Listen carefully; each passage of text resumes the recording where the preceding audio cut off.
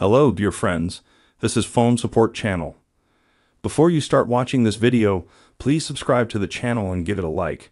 And also write your feedback in the comments if this video helped you, or if you have any questions. Thank you. In this video, I want to show and tell you how to change your name in the Messenger app.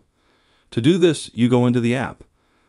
Then you click on the three bars at the top, and you see your name at the top, and you can change it. To do that, you click on the settings icon.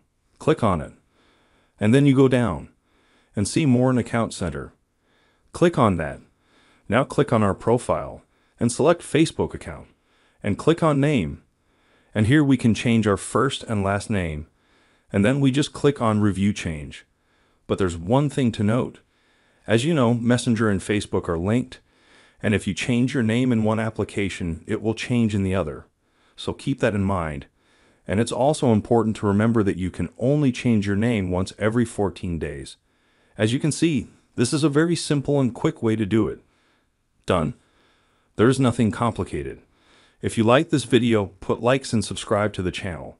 And also watch other useful videos on the channel. That was Phone Support. Bye-bye. See you later.